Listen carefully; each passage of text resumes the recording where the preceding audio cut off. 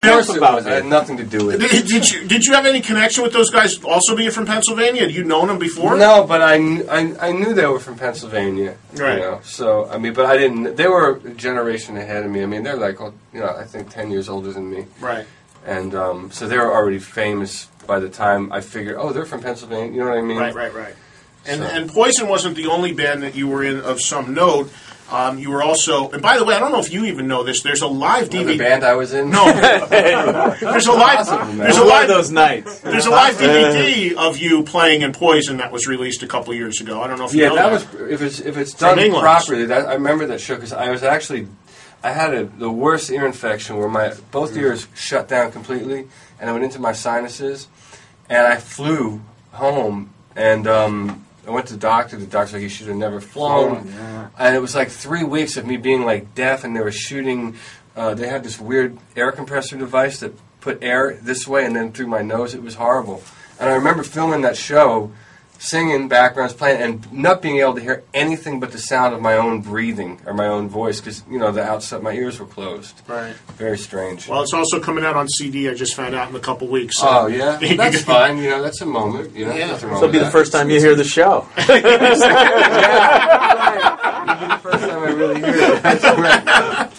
And the other band that I was going to reference was you were in Mr. Big for a couple of records. I was in Mr. Big, and I was also in a band with Stanley Clark that not a lot of people seem to know about. Really? Vertu, which was basically the reincarnation of Return to Forever. It was Stanley Clark and Lenny White, and I played guitar, and then Rachel Z was the keyboard player, and Karen Briggs, and we did a record and a big European jazz festival tour in 1999.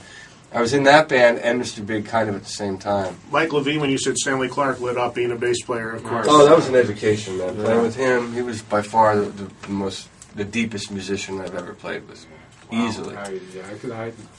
I've met the man. It's like, you know, he blew me away. Yeah. And as far as your time... And I got some good stories, too. Probably not enough time to tell, but funniest stuff happened on that tour. But back to your time in Mr. Big, you did 2 records with them, right? You replaced Paul Gilbert in that band, which is interesting because your styles are fairly different. Paul's known as like the shredding guy, and then you step into that.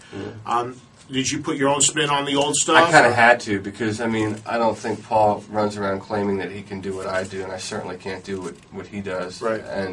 But I think there's things that cross with us, you know, and we're both came from shrapnel, so you know there's elements of his playing that are in my playing, you know, because he kind of came up before me, and so I knew the things that he was doing when it came time to figure it out, and it came easier to me, I would imagine, than it would come to some people that weren't familiar with that style. But also, again, like with Poison in that situation, I wasn't being called in to, you know, parrot what was being done before me. It was to make a new thing, and we wrote together and made our own kind of chapter. So there never was any pressure in any of those situations for me, because I figured, man, if you didn't call me to be here, there's a reason why I'm here. I'm just going to be myself and play, and if it doesn't work, I'll leave the same door I came in, you know. And in the case of Mr. Big, it worked because you ended up, if I'm not mistaken, the song you wrote in the band ended up becoming like a #1 hit in Japan. Shine, yeah, that was, and I remember making that record. We made that record in my house. I have a studio in my home in Los Angeles, and we ended up making it in there. And it was kind of a stressful thing. I tend to try not to get stressed out when I'm making music, but that was an interesting dynamic, having a whole band.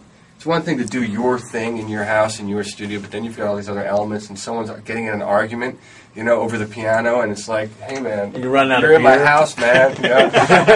Ran out of beer. Yeah. Exactly. Where's the food? That's the record that Shine came out of. Chinese. And, Okay. Yeah. All right. And I'm cleaning up all the chopsticks and all the napkins.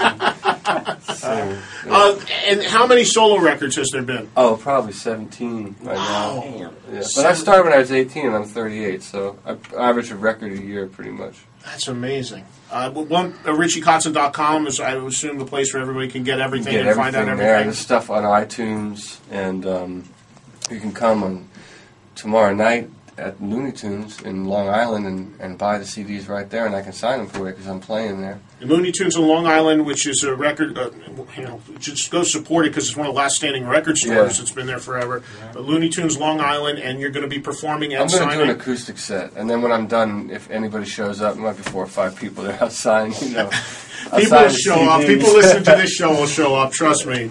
Bring your lighters, right? Yeah. Totally. All right, so we'll get some questions going for you, Richie. But before we do that, I want to play something from the new live record. What are you going to play? Well, this is, this show that you're on right now is a hard rock show. So, what do you, I was thinking Socialite, but I don't know if there's something. Whatever you want, man. Well, my favorite stuff on here is High. I love High. Play that then. And I love your version of Stand. I mean, I don't know where, the songs are all like 7.5 minutes on here, so I don't have time to play a lot. But I want to play Socialite. I'm going to tell you why, because I love the different directions the song goes in, and I love how you go into that bluesy thing. The breakdown in the middle, that just happened, too. That's crazy. Things just happen. We do a lot of improvising, and that just kind of came up. It's so cool. And then, what I love about my favorite guitar players is I love when they have the bluesy vibe going on, and then all of a sudden they go off. And I love that. And that's what you do in this song. That's what we do. So that's what it's all about. So let's let you hear Richie in action. And the thing that blows me away about this is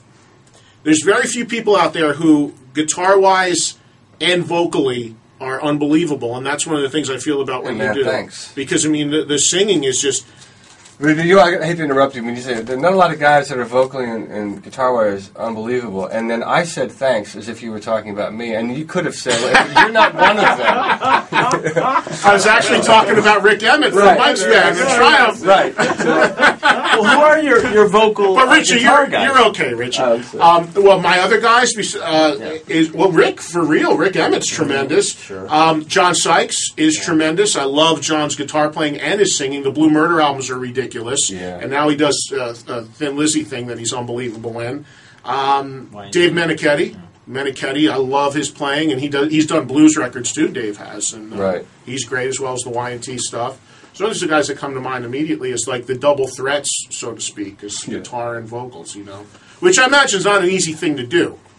If it's what you do, then it is. But if you don't normally sing, it's not easy. You know what I mean? It's like anymore for me. It's kind of, if someone says just go play the guitar and do an instrumental thing, I would be like shaky. But I like both at the same time. That's what I'm comfortable with. That's what I evolved into. If you're a little flat that night, you can move it down. Yeah, you got options. You got lots of room to play. Yeah, you can move around. You don't have to tell the guy. A lot more control. Besides, you know what they say about guys who just play guitar. What do they say? Well, they're very flaky individuals. For guitar players / vocalists, or vocalists / guitar players. Brilliant. Right. Oh, okay. All right. Well, let's hear some of the genius of Richie Kotzen right now. This is the brand new live album, which is available tomorrow at Looney Tunes if you go see Richie. What time are you there? 7 o'clock. 7 o'clock tomorrow night, Looney Tunes, Long Island, and of course RichieKotzen.com to learn about Richie's entire career and his catalog and all the stuff he's done. But let's fire this up right now. This is a track called Socialite, which originally comes from the... Is it the Motherheads? Yeah, it is. Okay, so let's do it up right now. Listen to Richie in action. We'll come back with your phone calls. 888-872-1043. I'm going to try to get at least one more track in before we wrap it up. We got about 35 minutes left to go. Cool. It's Eddie Trunk. Mike Levine from Triumph is hanging out as well. Don't forget his band Triumph back together. Mike, I forgot to ask you this before. Is there a website for your stuff and to find out what's going on with Triumph with the relaunch? TriumphMusic.com. Easy enough. Mike Piazza's here as well. Did you ever start a website? It's coming soon. It's 2008. I couldn't get my name. Yeah, this is funny. Oh, wow. Mike Piazza didn't get his own name for a website. Who has it? A girl in Japan or something, you said? Yeah, I have... yeah, she wouldn't... I don't know what happened. I guess I had to go to court, and then at the end of the day, I got Piazza31.com.